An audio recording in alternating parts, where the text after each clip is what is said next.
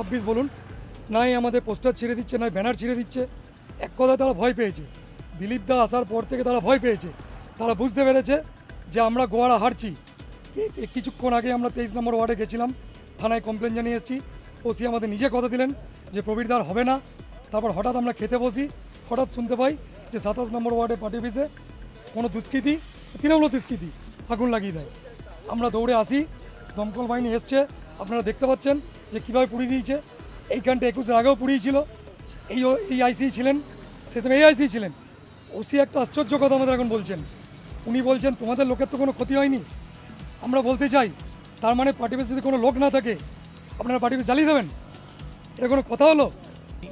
এর আগে 2018-তে 2021-এ পরপর আমাদের পার্টি অফিস আমরা বানাই, আমরা ইউজ করি। হঠাৎ রাতের অন্ধকারে বা দিনের ভোরবেলায় আগুন জ্বালিয়ে দেয়। টিএমসির দুষ্কৃতী আবার ওরা দেওয়ারের পিঠ থেকে গেছে। ওদের জেতার কোনো আশা নেই। আমাদের চমকানোর জন্য, আমাদের কর্মীদের ভয় পাওয়ানোর জন্য আজ সকাল ভোরবেলা এসে নিয়ে আগুন জ্বেলে গেছে। আমরা পরে জানতে পারি, দেখুন এত বড় পার্টি অফিস একদম ছাইকার হয়ে গেছে। তার পাশের অফিসগুলো কিন্তু কোনোটাই আগুন জ্বালেনি। খুব দুর্ভাগ্যজনক ঘটনা মনে করি। মমতা বন্দ্যোপাধ্যায় এবং তার নেতৃত্ব যারা কাজ করছে এইভাবে আমাদের দামাতে পারবে না।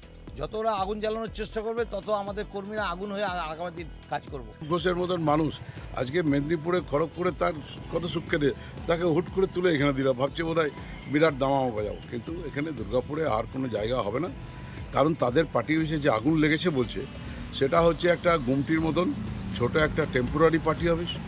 অনেক গাছ তার পিছনে আছে, শুকনো পাতাগুলো পড়ছে, বা তারা হয়তো কোনো ধূমপান করেছিলেন, কেউ হয়তো কিছু ফেলে গেছেন, সেখান থেকে আগুন লাগতে পারে। আমাদের খেয়ে দিয়ে কোনো কাজ নেই। আমরা তো লড়াই করতে ভালোবাসি, রাজনৈতিক লড়াই ভালোবাসি, আর ওনারা গুন্ডামিটা ভালোবাসেন, ওনারা দাদাগিরি ভালোবাসেন। তো তাদের সেই রকমই ধরুন, সেই রকম গিয়ে দাঁড়াচ্ছে। কিন্তু তৃণমূলের কোনো যোগাযোগের মধ্যে কোনো হাত নেই।